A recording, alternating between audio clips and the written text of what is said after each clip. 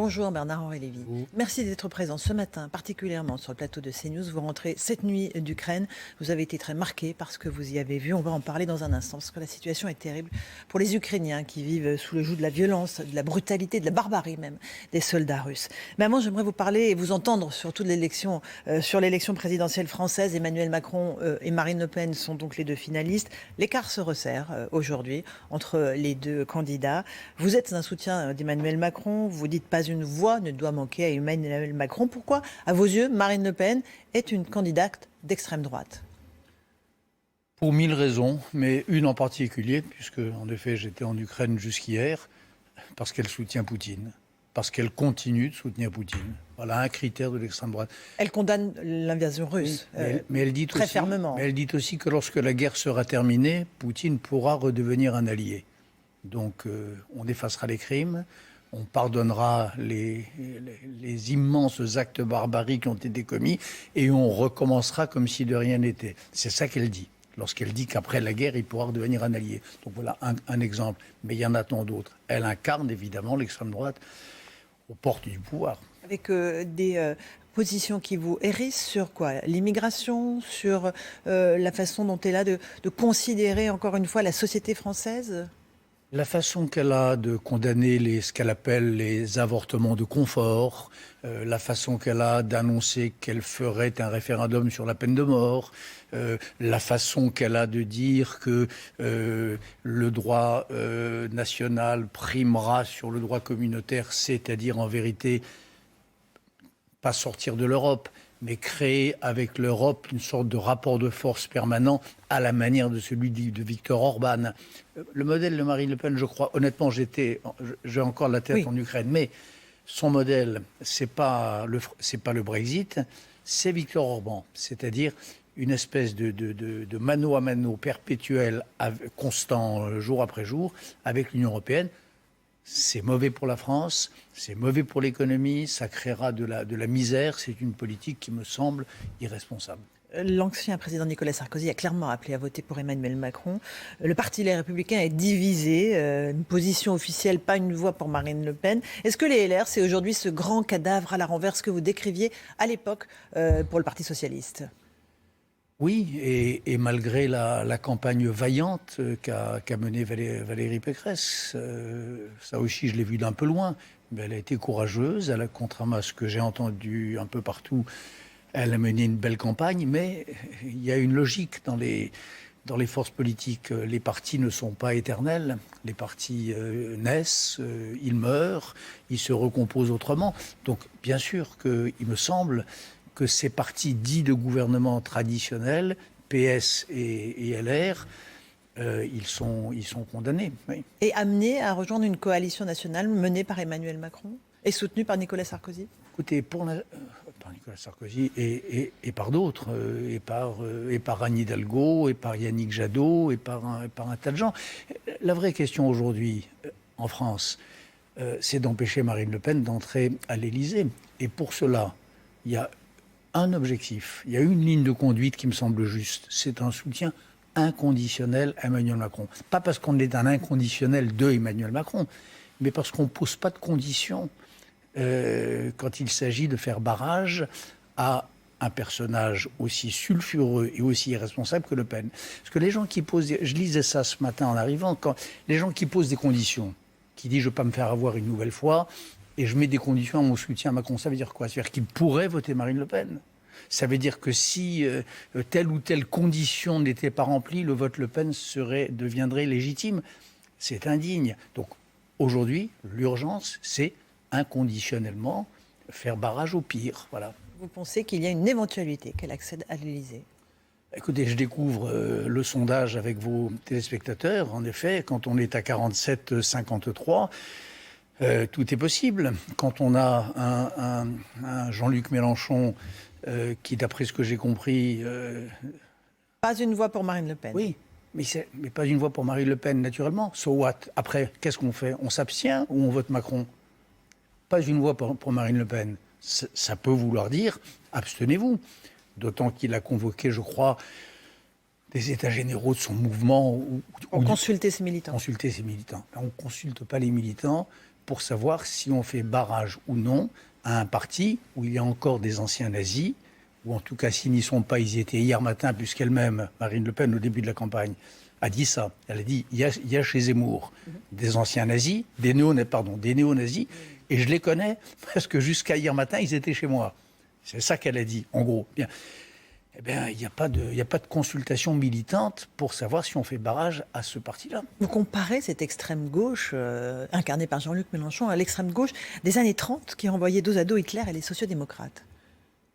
Oui, parce les choses ne sont pas comparables, mais il y a une tentation de la politique du pire, faire la politique du pire, penser que si le fascisme est au pouvoir, les choses seront claires, les masques tomberont et on pourra s'y opposer, faire la révolution. Il y a une tentation qui, en effet, est récurrente dans l'extrême gauche européenne et qui est terrible et que je sens, en effet, dans les gens autour de Mélenchon et des autres.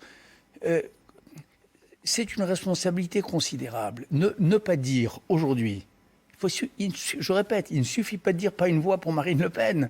Il faut dire votez dimanche en 8, ne vous abstenez pas, et votez pour le seul candidat qui aujourd'hui fait barrage, qu'on soit d'accord avec lui ou pas. C'est pas la question. Et c'est pas un cadeau qu'on fait à Macron. Et un blanc-seing pour la suite. C'était vraiment pas un blanc-seing pour la suite. La vie démocratique, elle ne s'arrête pas dimanche en 8. La vie démocratique, le débat républicain, la bonne querelle politique, elle commence le lendemain. Avec les législatives, avec le travail parlementaire, avec les manifestations dans la rue s'il le faut, avec la pression sociale, ça commence après. Mais pour l'heure, il y a une responsabilité historique qui pèse sur tous, c'est empêcher cette catastrophe que serait pour la France d'être incarnée par ce parti-là et ces visages-là. On va parler de l'Ukraine, bien sûr. Vous rentrez cette nuit d'Ukraine, de Kiev. Vous avez rencontré le maire, Vitaly Klitschko, où des morts sont découverts chaque jour dans des caves, dans des charniers, des cadavres absolument quotidiennement. Ce sont des crimes de guerre auxquels vous avez pu assister. En tout cas, vous avez vu ce qui s'est passé. Assister, non, mais j'en ai vu les traces, oui, après. Dans les heures qui ont suivi, j'ai vu il y a 2 jours ou 3 jours à Borodianka, qui est une ville qui se trouve d'une vingtaine de milliers d'habitants, qui se trouve au nord-ouest de Kiev, des sauveteurs qui déterraient encore dessous les décombres des petits corps d'enfants morts, naturellement. J'ai vu des immeubles, des appartements qui avaient été occupés par les Russes depuis 40 jours et en partant, ils envoyaient une grenade pour tout casser.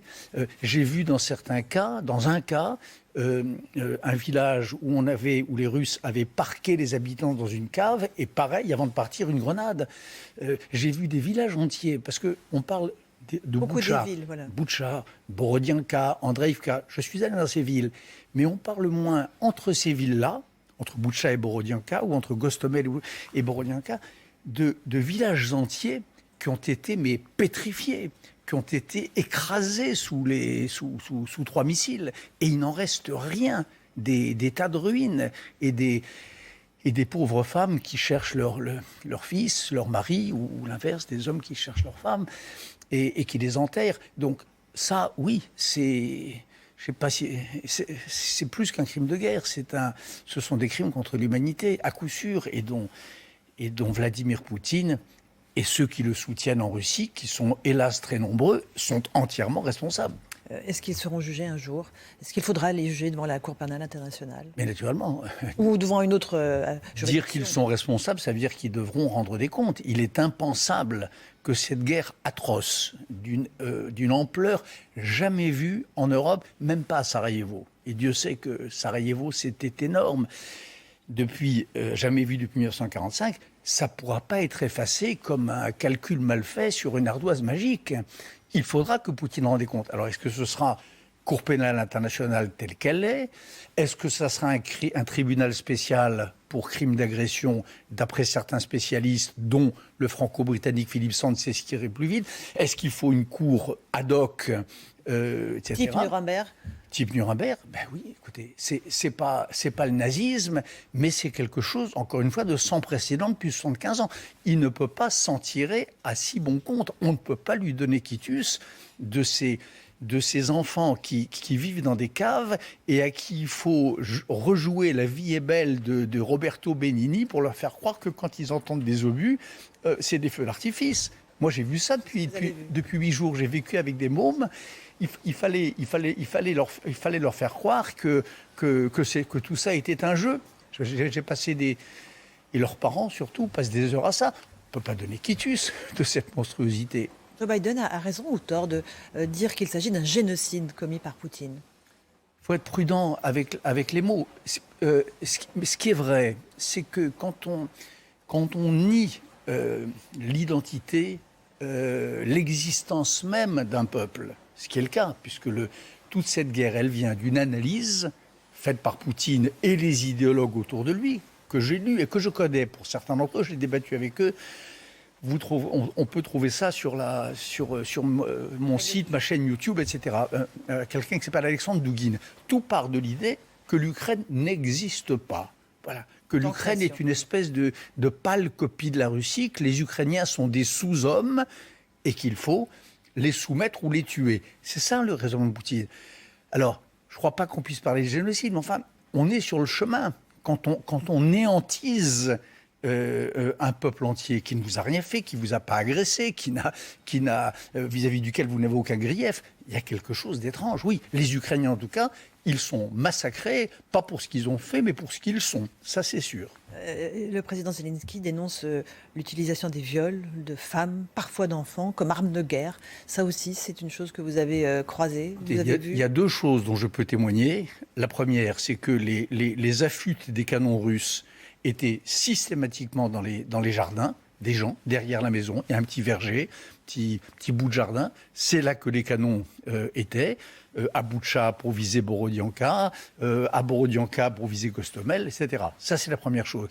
Et la deuxième, c'est que j'ai en effet recueilli, et j'en ferai quelque chose bientôt, un film probablement, j'ai recueilli des témoignages de femmes qui racontent des choses abominables, qui en effet relève de ce que vous venez de dire, l'utilisation du viol comme arme de guerre, comme arme de terreur, pour semer l'effroi, pour faire que les gens partent, pour faire comme en Syrie, que le pays entier se vide comme un évier. Voilà la stratégie de l'état-major militaire de Poutine. Est-ce que Poutine, qui va mener une offensive sur le Donbass, pourrait s'en tenir là? Est-ce que s'il réussit, et évidemment rien n'est sûr, à s'emparer du Donbass, Mariupol est une ville ravagée, est-ce qu'il pourrait s'arrêter là et dire j'annexe tout ça et je me retire, en tout cas je laisse le reste de l'Ukraine vivre sa vie? D'abord, je ne suis pas sûr qu'il prendra le Donbass. Vous savez, moi j'ai été au Donbass pour Paris Match il y a 1 an et demi. J'ai vu et j'ai filmé et j'ai photographié pour Match les 450 km de la ligne de front du Donbass, bien avant la guerre, 1 an et demi. Déjà à l'époque, les tranchées ukrainiennes, les fortifications, le moral des troupes, la discipline et la structure du commandement font que, je me disais, c'est la conclusion de mon reportage, si d'aventure les Russes étaient tentés ou les séparatistes à l'époque de donner l'assaut, ils trouveraient à qui parler. Je ne crois plus que jamais. Je crois que les Ukrainiens sont forts et que les Ukrainiens qui n'ont pas voulu cette guerre, qui ne la veulent toujours pas, qui aspirent au bonheur et à la paix comme chacun d'entre nous, ils ont fait la preuve de leur héroïsme et ils risquent d'en faire à nouveau la preuve au Donbass. Est-ce qu'il faut les armer encore plus? L'Occident arme, envoie des missiles de plus en plus, de façon de plus en plus importante. Il faut aller encore plus loin? Jusqu'où? Il faut continuer jusqu'à la capitulation de la Russie, jusqu'à ce que les troupes de Poutine rentrent dans leurs frontières d'avant le 24 février dernier. Vous y croyez? J'y crois. Oui, j'y crois premièrement parce que, et c'est ça l'histoire des guerres, j'en ai couvert quelques-unes dans ma vie, ça fait 50 ans qu'il m'arrive de faire cela. La guerre, c'est une question de morale. Voilà. L'armée russe, elle est démoralisée. Ils ne savent pas la guerre qu'ils font. Ils ne savent pas pour quelles valeurs ils se battent. Ils ne comprennent pas pourquoi leurs camarades brûlent vifs dans des tanks détruits par des missiles Javelin ou des Milan. Et de l'autre côté, les Ukrainiens savent pourquoi ils se battent. Ils sont animés par un idéal, ils sont animés par des valeurs, ils croient en l'Europe, ils croient en la démocratie, puis ils croient tout simplement en la nécessité d'empêcher des nouveaux Gostomel ou des nouveaux Boutcha et de protéger leur famille. Quand vous avez ça, face à face, c'est ceux qui ont le moral qui l'emportent. Donc il faut évidemment les continuer de les armer, plus que jamais. Il faut espérer, et je crois que c'est ce qui est en train de se passer, que l'armée russe ait, elle, des problèmes d'approvisionnement, des problèmes de pièces détachées pour ses armements lourds, et qu'elle soit peut-être un jour ou bientôt à court. Mais en attendant, notre rôle, c'est ce qu'a fait Boris Johnson, c'est ce que fait Emmanuel Macron, en le disant moins, mais il a peut-être raison, il faut continuer de les armer jusqu'au bout. Merci beaucoup Bernard-Henri Lévy d'être venu témoigner de ce que vous avez vu jusqu'à hier encore en Ukraine, à Kiev. Merci d'être venu ce matin dans la matinale de CNews. À vous Romain Nézin pour la suite.